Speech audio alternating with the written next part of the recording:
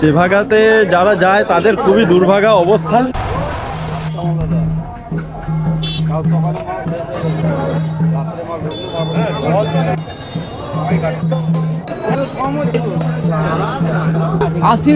টাকা কি করে? জয় মা তারা।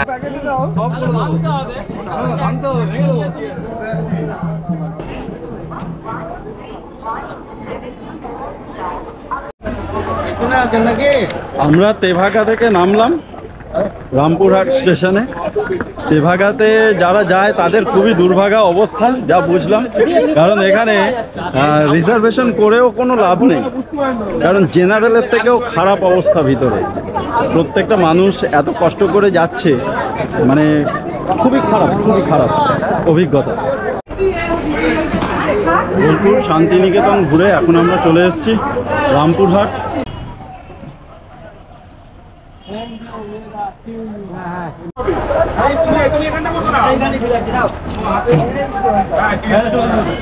তারাপীঠে নেমে গাড়িতে আমরা এখন যাচ্ছি। গাড়িতে এখান থেকে কেউ 40 চাইছে, কেউ 50 চাইছে। এখানে যেই গাড়িটা নিলাম চাপাচাপি করে, মানে আনকমফোর্টেবলভাবে 14 জন যাওয়া যায়, সেটা 550 টাকা ভাড়া।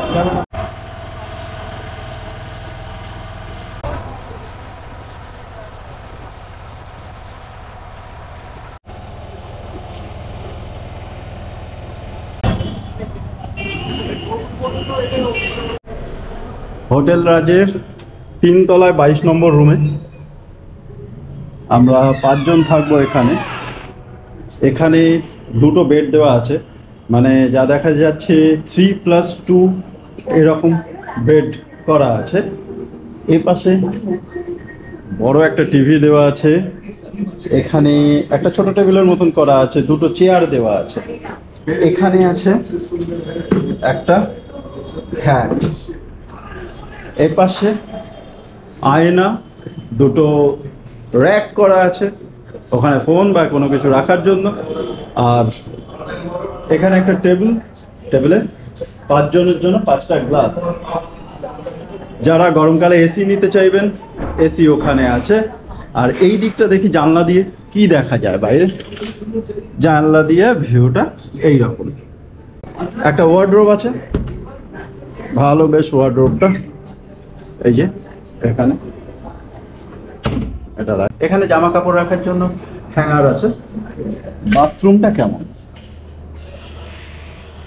বাথরুমটা মোটামুটি কোমোড আছে, এখানে শাওয়ার আছে, গিজার আছে, বেসিন, আর এই জাস্ট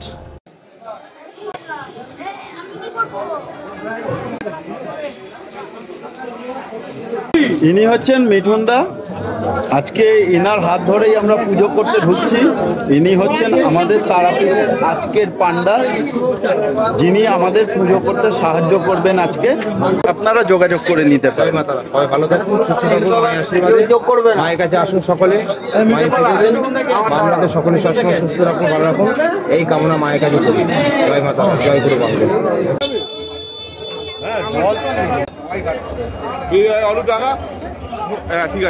বাজে রাত 9টা 10, আর আমরা এখন চলেছি ডালা নিয়ে মায়ের পুজো দিতে।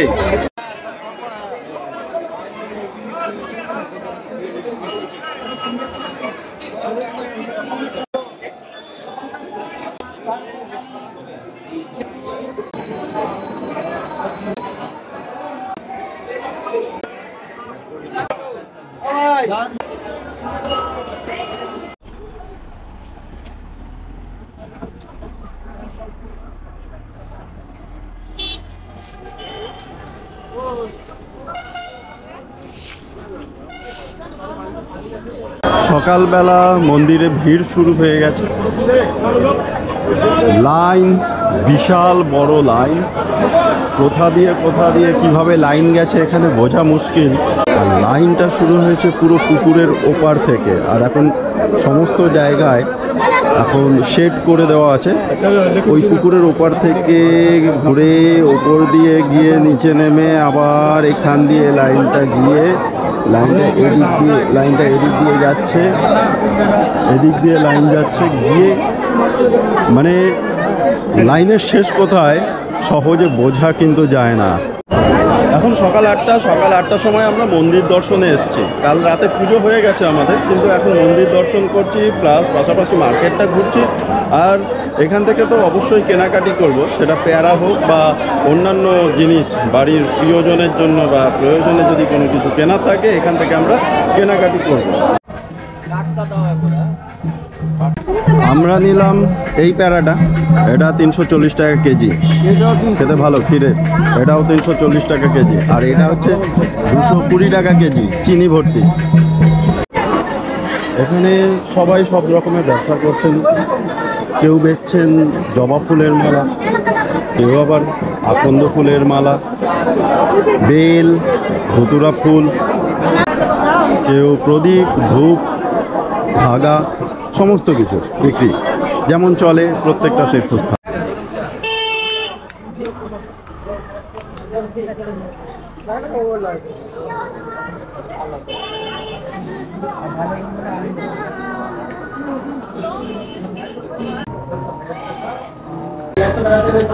হান্ডি চায় খাচ্ছে, কেউ এটাকে বলে হান্ডি চা, কারণ মাটির হাঁড়িতে তৈরি হয় এই চাটা তারাপীঠে।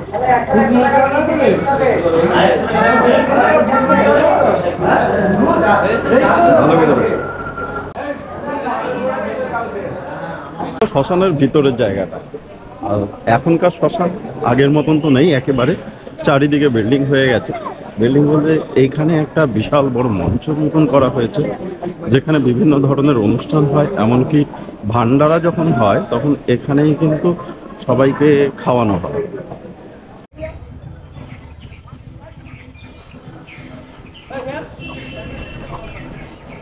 এটা হলো দ্বারকা নদী, তারাপীঠের পাশ দিয়ে বয়ে চলেছে যে দ্বারকা নদীটা। নদী আর নদীর মতো নেই, নদীটা অনেকটা খালের মতন হয়ে গেছে, কারণ এই নদীতে সেই রকম স্রোত নেই। আর ম্যাক্সিমাম জায়গায় দেখা যাচ্ছে যে প্রচণ্ড নোংরা। আগে তো যখন কাঠে মরা পোড়ানো হতো তখন এই জায়গাটা পোড়ানো হতো, আর সেই চিতার ছাই ভস্ম পড়ে পড়ে এটা পাহাড়ের একটা রূপ নিয়েছে। এই পুরো এই জায়গাটা চিতার ছাই ভস্মে পাহাড়ের রূপ নিয়েছে। আর এখন তো সরকারের তরফ থেকে করে দেওয়া আছে ইলেকট্রিক চুল্লি, ইলেকট্রিক না মানে আগুনে কাঠেই জ্বালানো হয়, কিন্তু ওই রকম একটু আধুনিক পদ্ধতিতে ব্যবস্থা করে দেওয়া হয়েছে, যেখানে একটা চিমনি করে দেওয়া হয়েছে যাতে ধোঁয়াটা ওটা কি বলে ফিল্টার হয়ে বাইরে বেরোয়। কারণ পুরোপুরি ফিল্টারেশন সিস্টেমটা এখানে কিন্তু করা আছে। দেখা যাচ্ছে এটা বলা যায় যে পরিবেশের কথা ভেবে এটা করা হয়েছে। আরে হচ্ছে না তো, আরে এই তো 100 টাকা আর এখানে 200 টাকা। শ্মশানের মধ্যে আমাদের এখন লটারি প্রতিযোগিতা হচ্ছে। এই যে রঞ্জিত দা কাল থেকে অনেকবার ট্রাই করেছে, তবে হ্যাঁ কালকে কিন্তু পেয়েছে, কালকে একেবারে ডেফিনেটলি, যার জন্য এত এক্সপিরিয়েন্স দেখলাম কিভাবে লটারি টিকিট কাটতে হয়। মহা শ্মশানে এসেছি, শেষ সময় যেখানে আসতে হবে সেখানে রঞ্জিত দা শুরু করতে চাইছে। আপনার কত টাকা লস হয়েছে? 80,000 টাকা। কি করে? হ্যাঁ, কি করে? 10 টাইম কেটেছিলাম। হ্যাঁ, 1 পয়েন্টের জন্য 80,000 টাকা লস হয়ে গেল। ইস, কোটি টাকাও তো লস। 1 পয়েন্টের জন্য 80,000 টাকা লস। হ্যাঁ, এটা সত্যিকারের গায়ে লাগে, এটা গায়ে লাগে। আচ্ছা, আপনি আজ পর্যন্ত কত টাকা টিকিট কেটেছেন? আজ পর্যন্ত কত টাকা টিকিট কেটেছেন? না, আমার হিসেব নেই। আর পেয়েছেন কত হিসাব করেছেন? না, সেটাও হিসাব নেই। সেটারও হিসাব নেই। ঠিক আছে, তার মানে উনি কেটেছেন অনেক। এখানে বসে উনি থাকেন, শ্মশানে থাকেন, শ্মশানবাসী, তো উনিও কিন্তু টিকিট কাটেন। প্রত্যেকটা মানুষের ভাগ্য পরীক্ষা করা, বা এখন ভাগ্য পরীক্ষা না, এটা বলা যায় একটা আমাদের ডোপামিনের কাজ। 81 থেকে 82 হয়েছে। বাবা জিজ্ঞেস করো, 81 থেকে 82 হয়েছে।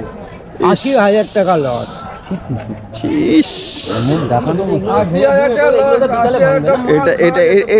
এটা গায়ে লাগে, এটা ঘটনা এটা। এই দেখো মদ খাওয়াটা সেটা বড় কথা নয় বাবা, এই টাকাটা পেলে আমার কাজ হতো বাবা। হ্যাঁ, একটা কাপড় জামা কিনতাম, এ দেখো গামছা পরে ঘুরে বেড়াচ্ছি বাবা। কালকে কিন্তু উনি 600 টাকা পেয়েছেন। হ্যাঁ, তবে হ্যাঁ, দোকানদারকে ভালোবেসে কিন্তু 100 টাকা মিষ্টি খাবার জন্য দিয়েছেন। হ্যাঁ। এটা কিন্তু আছে, মানে উনি সামান্য পেলে পরেও কিন্তু কিছুটা হলে পরেও খুশি হয়ে দিয়েছেন। এটা কি রুদ্রাক্ষ? ফল বহেরা ফল যেটা বলে, গোটা ফল, এটা পঞ্চমুখী রুদ্রাক্ষ। এটা দুমুখী, এটা দুমুখী, আর এটা তিনমুখী। তিনমুখী।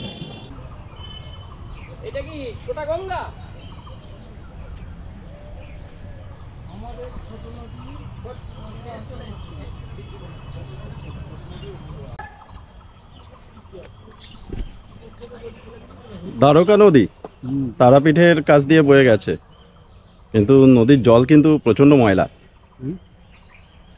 বর্ষাকালে কেমন থাকে এখানকার জল? বর্ষাকালে পরিষ্কার থাকে। আপনি কি গেরি খুঁজছেন নাকি? না, একটা জিনিস খুঁজছি। আচ্ছা,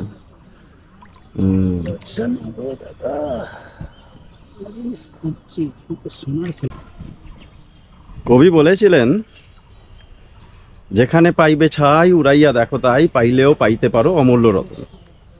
তো এখানে যেমন ছাই ঘাটা হয়, তার পাশাপাশি অনেকে আছেন এই যে নদী, সেই নদীর জল নোংরা থাকলেও তার নিচে ডুব দিয়ে অনেকে ডুবুরির মতন কিছু খুঁজে বেড়ায়। বিভিন্ন মানুষ বিভিন্ন ধরনের কাজ করেন, কেউ খৈনি বানাচ্ছে, কেউ ফোন ঘাটছে, কেউ বসে আছে, কেউ ওখানে ফোন করছে, আবার কেউ নদীর জল ছুঁতে গেছে। আমি ঘাট পরিষ্কার করি, আমি একাই লই, আরো 4 জন আছে। মাইনা ফাইনা আমরা লিই না, আমার ভালো লাগে তো। হ্যাঁ, পয়সা নিয়ে কি করবো?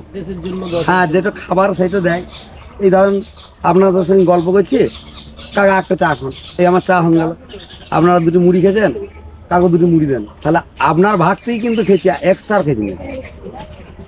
হ্যাঁ, এরকম করে যদি সবাই চলে তাহলে আরো ভালো, আমাদের ভারতবর্ষ আরো উন্নতি হবে। জানিস মল্লিক সাহেব, জয় মা তারা ব্রাহ্মণ, তোমার মঙ্গল কামনা করি। এরা কি জানিস? I am a disco dance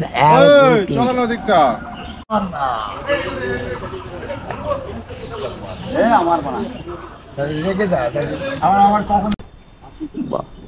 এরা কিন্তু কিচ্ছু করবে না। বিশ্রাম করছে।